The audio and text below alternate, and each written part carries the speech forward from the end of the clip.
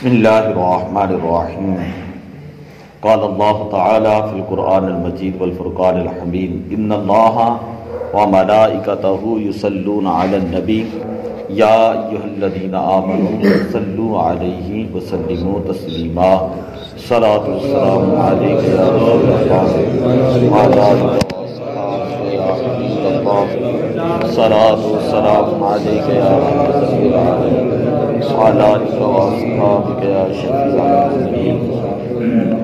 درود پاک کی فضیلت کے حوالے سے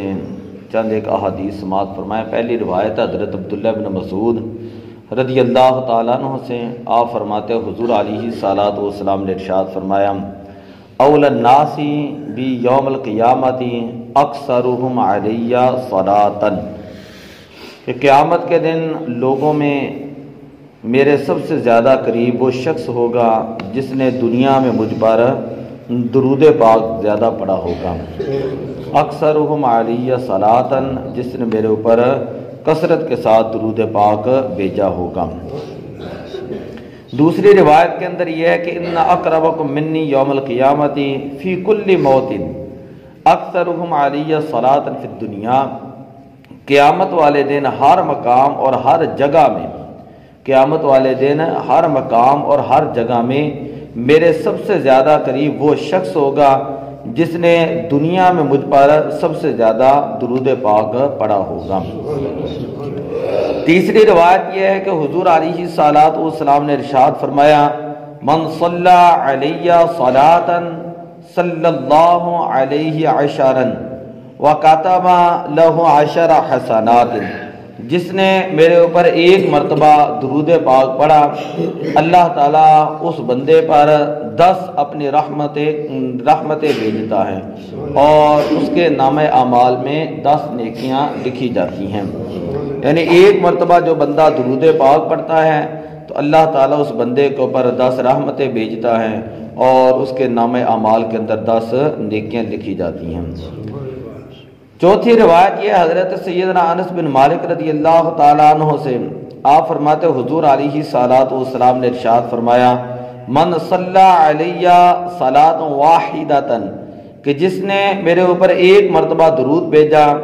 صلی اللہ علیہ 10 صلوات، اللہ تعالیٰ اس کے اوپر 10 رحمتیں بھیجتا ہے وحطت عنہ 10 خطیئات، اور اللہ تعالیٰ اس بندے کے 10 گناہ مٹا دیتا ہے وَرُفِعَتْ لَهُ 10 درجات، اور اس بندے کے 10 درجے بلند فرما دیتا ہے۔ مشکوٰۃ شریف کے اندر یہ حدیث موجود ہے صفحہ نمبر 86 کے اندر، کہ ایک تو یہ کہ اللہ تعالیٰ 10 اس بندے کے اوپر رحمتیں بھیجتا ہے، اور دوسرا یہ ہے کہ اللہ تعالیٰ اس بندے کے 10 گناہ مٹا دیتا ہے، اور تیسری بات یہ ہے کہ اللہ تعالیٰ اس بندے کے 10 درجات بلند کر دیتا ہے۔ آخری ایک روایت پڑھتے ہیں 5ویں، حضرت ابو طلحہ رضی اللہ تعالیٰ عنہ سے مروی ہے، فرماتے حضور علیہ الصلوۃ والسلام نے فرمایا جاء ذات یوم والبشرى فی وجہہ فقال انہ جاءنی جبرائیل۔ حضرت ابو طلحہ رضی اللہ تعالیٰ عنہ فرماتے کہ ایک مرتبہ میں حضور علیہ الصلوۃ والسلام کی خدمت اقدس کے اندر حاضر ہوا تو میں نے دیکھا کہ حضور علیہ الصلوۃ والسلام جو انتہائی خوش ہیں اور آپ کے چہرے کے اوپر جو ہے ایک طمانیت ہے اور حشاش بشاش ہیں حضور علیہ الصلوۃ والسلام۔ اور پھر حضور علیہ الصلوۃ والسلام کی بارگاہ میں نے عرض کی یا رسول اللہ میں نے کبھی آپ کو پہلے ایسے نہیں دیکھا۔ میں نے سبب دریافت کیا تو فرمایا انہ جاءنی جبرائیل علیہ السلام، ابھی جبریل امین میرے پاس آئے تھے، فقال ان ربک یقول، اور جبریل امین آ کر یہ عرض کرتے ہیں کہ اے پیارے حبیب صلی اللہ علیہ وسلم آپ کا رب یہ فرماتا ہے اما یرضیک یا محمد اللہ یصلی علیک احد من امتک الا صلیت علیہ 10، کہ جو آپ کا امتی آپ کے اوپر ایک مرتبہ درود پاک بھیجتا ہے کیا آپ اس بات پہ راضی نہیں کہ میں رب ہو کر اس کے اوپر 10 مرتبہ رحمت کاملہ نازل کرتا ہوں۔ اور بات فرمایا آگے جملہ یہ وَلَا يُسَلِّمُ عَلَيْكَ أَحَدٌ مِّنْ أُمَّتِكَ إِلَّا سَلَّمْتُ عَلَيْهِ 10، اور جو آپ کا امتی آپ کے اوپر 10 مرتبہ سلام بھیجتا ہے تو اللہ تعالیٰ اس بندے کے اوپر 10 مرتبہ سلام بھیجتا ہے۔ اسی طرح کے اور الفاظ جو ہے نا احادیث کے اندر موجود ہیں کہ اللہ تعالیٰ کے ملائکہ، اللہ تعالیٰ کے فرشتے اس بندے کے لیے بخشش کی دعا کرتے ہیں۔ انشاءاللہ اگلی احادیث اگلے جمعے پڑھیں گے۔ تو اس سے یہ پتہ چلا کہ کثرت کے ساتھ کسی امتی کو حضور علیہ الصلوۃ والسلام پر درود پاک پڑھنا چاہیے۔ جب بھی فارغ بیٹھے ہوں تو چغلیاں کرنے کے بجائے، غیبتیں کرنے کے بجائے، جھوٹ بولنے کے بجائے اور ایک دوسرے کے اوپر لعن طعن کرنے کے بجائے، بلکہ یہ سمجھ لیں کہ کسی کی کلاس لگانے کے بجائے، تو اس سے بہتر یہ ہے کہ بندہ اس موقع کو، فرصت کے لمحات کو انسان غنیمت سمجھیں اور وہ اللہ کے ذکر کے اندر وقت پاس کریں اور اللہ کے ذکر کے اندر وہ وقت گزاریں، اور اسی طرح جب بھی موقع ملے تو وہ حضور علیہ الصلوۃ والسلام کے اوپر درود پاک ضرور پڑھیں۔ میں نے پچھلے جمعے بھی بات کی تھی، دوبارہ کرتا ہوں۔ حضور علیہ الصلوۃ والسلام نے فرمایا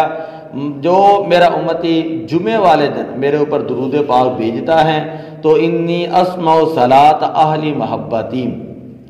تو میں محبت والوں کا درود پاک خود سنتا ہوں۔ تو ہمیں بھی یہ چاہیے، کوشش کریں کہ فضول جو ہے رشتہ داروں کے بارے میں بدگمانیاں کرنے کے بجائے، کسی نمازیوں کے بارے میں بدگمانیاں کرنے کے بجائے، ایک دوسرے کے بارے میں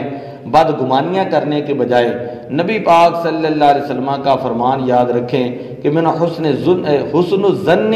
من الایمان، کہ حسن ظن جو ہوتا ہے یہ ایمان کا حصہ ہوتا ہے، اور حسن ظن جو ہے ایک مکمل عبادت ہے۔ بجائے آپ کو اگر کسی بندے کے اندر عیب بھی نظر آ رہا ہے تو پھر بھی شریعت کے اندر حکم یہ ہے کہ آپ اس کے 99 احتمالات آپ اچھے نکالیں۔ ہو سکتا ہے کہ اس کا یہ مطلب ہو سکتا ہے میری نظر کے اندر فطور ہو سکتا ہے مجھ سے کوئی غلطی ہوگی۔ کل میں ایک آرٹیکل پڑھ رہا تھا کہ دعوت اسلامی کی طرف سے جو ہے آرٹیکل آیا اس دفعہ فیضان مدینہ کے اندر کہ موبائل اور بدگمانیاں، کہ بعض اوقات ہوتا ہے بندہ کسی کو کال کرتا ہے، آگے سے وہ کال ریسیو نہیں کرتا تو یہ اپنے دماغ کے اندر جو ہے نا بدگمانیاں بناتا ہے۔ یہ کہتا ہے پتہ نہیں کیوں نہیں اس نے میری کال سنی، پتہ نہیں اس نے میرا جواب کیوں نہیں دیا، تو اس کے اوپر تقریباً 60-70 جو ہے نا وہ وجوہات لکھی ہوئی ہیں۔ موبائل اور کال اس کی بدگمانیاں، اسی طرح واٹس ایپ کے اوپر اگر کوئی بندہ میسج کرتا ہے تو اگلا بندہ جواب نہیں دیتا، اس کے بارے میں بدگمانیاں، کہ بھئی وہاں پہ یہ لکھا ہے کہ بندہ یہ سوچ لے، ہو سکتا ہے اگلا بندہ نماز کے اندر ہو، اگلے بندے نے سائلنٹ لگایا ہو، اگلا بندہ دفتر ہو اور وہاں پر انہوں نے آفس کے اندر موبائل جمع کرایا ہو، یا اگلا بندہ کہیں کلاس کے اندر ہو، یا اگلا بندہ کہیں مصروفیت کے اندر ہو، یا اگلا بندہ بازار کے اندر اسے پتہ نہ چلا ہو۔ یعنی آپ بدگمانی کی بجائے 100 راستے ایسے ہیں کہ اس چیز کے بارے میں آپ اگر اچھا سوچیں گے تو اس سے آپ اپنی جو ہے ایمان کی بھی حفاظت کریں گے اور اپنے اعمال کی بھی حفاظت کریں گے، اور اگلے بندے کے بارے میں آپ کے ذہن کے اندر بدگمانی بھی نہیں آئے گی۔ تو دعا ہے اللہ تعالیٰ جو ہے ہمیں عمل کی توفیق عطا فرمائے۔ السلام